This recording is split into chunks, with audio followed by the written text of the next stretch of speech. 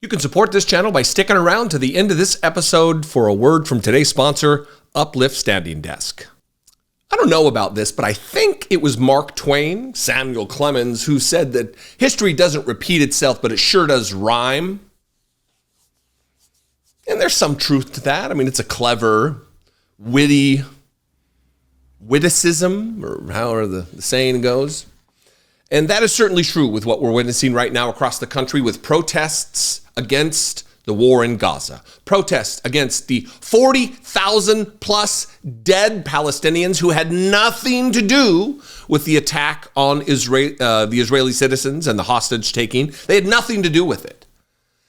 Tens of thousands of children, many of whom are now amputees who will live the rest of their lives missing limbs because of egregious human rights abuses by the nation of Israel, by Benjamin Netanyahu and his criminal thugs that run that country.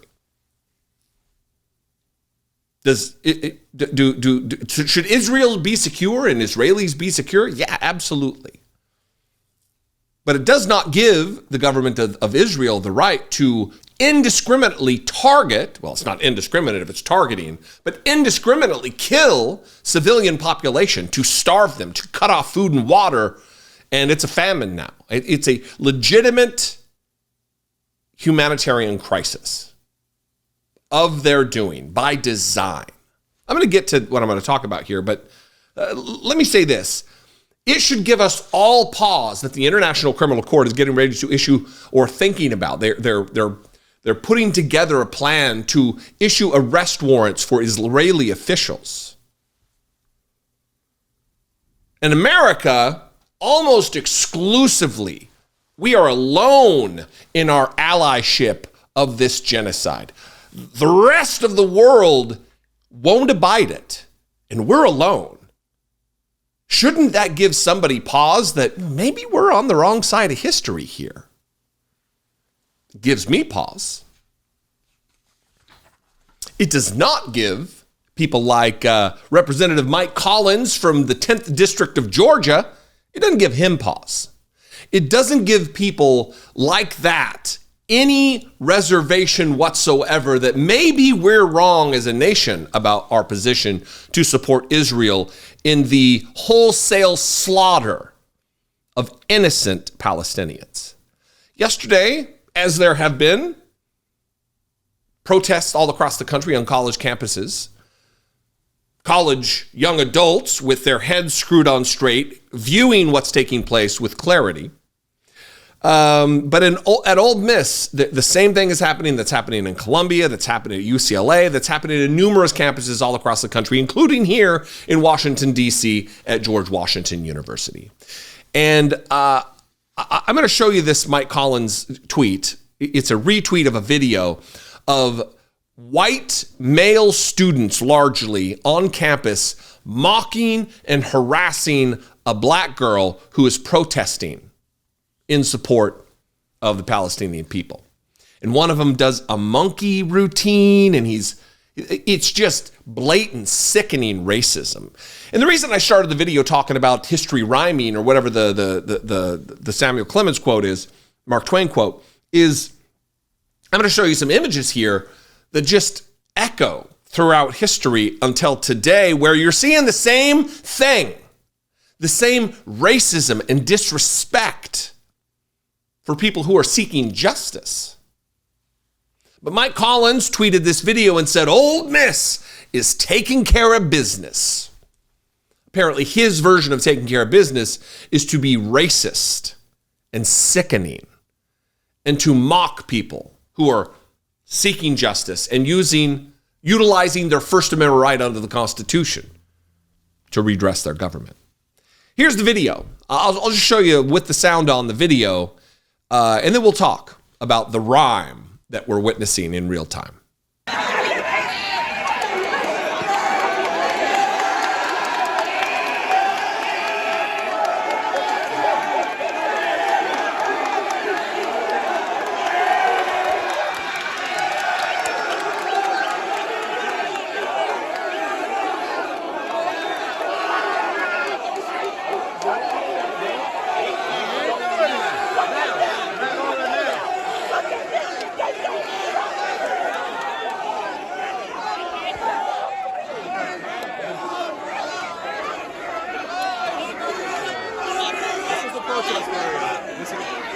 What's that?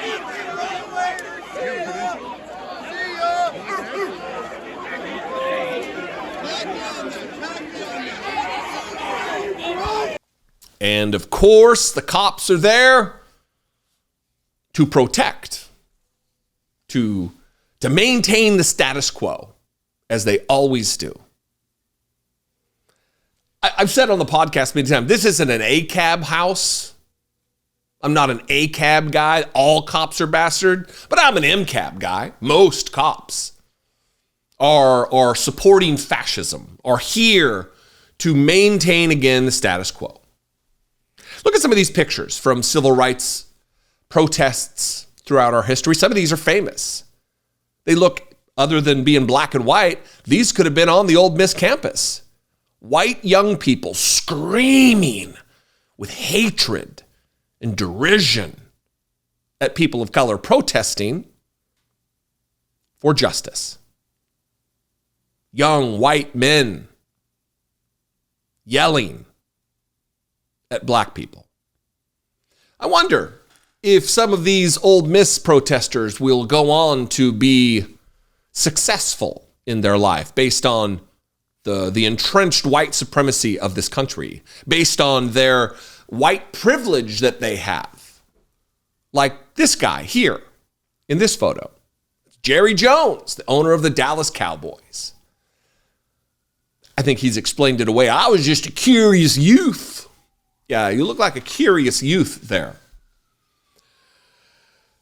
When are we going to learn here? You know, we all act like we would be on the right side of history if confronted with the same types of issues that were confronted by the people in the 60s and the civil rights era.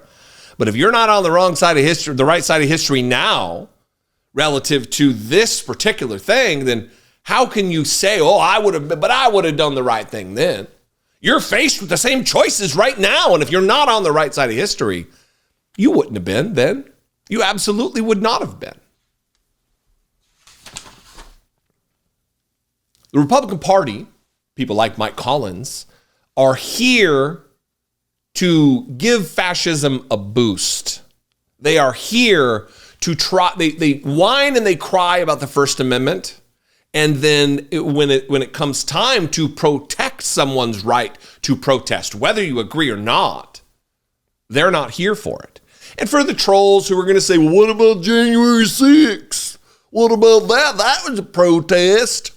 If it had just been a protest, that's fine. But when you attempt to end democracy, when you attempt to overturn a free and fair election that had just taken place, when you attempt to reinsert the guy who lost back into office, that goes beyond the rights of protest. Had it just been a protest, I'm here for it. I disagree with them. I think they're dipshits, but they have a right to the freedom of speech and to redress their government. The First Amendment is sacred.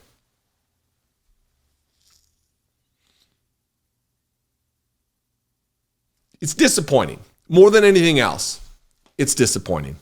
I welcome your input on this. What do you think? I'd love to know. We can talk about it in the comments. We can disagree agreeably. You can also call, leave me a voicemail, 714-576-4054. You can also email me, as always, daily@dollemore.com. If you appreciate what I do, you want to help support the work here, you can become a channel member right here on YouTube for $2 a month. You can go over to patreon.com/IDoubtItPodcast. And another way to support is to stick around and check out this offer from today's sponsor. For so many of us these days, we're doing what many of us do. They're sitting there in front of a screen all day, hunched over a keyboard and a mouse, legs pretzeled on top of our chair. You know what I mean. It is time to improve your body and your brain, elevate the quality of your work and your health with an Uplift desk. With my Uplift standing desk, I now spend large parts of the day on my feet like I am right now, which helps me focus and stay productive. I also feel way more alert now that I'm consistently promoting better circulation.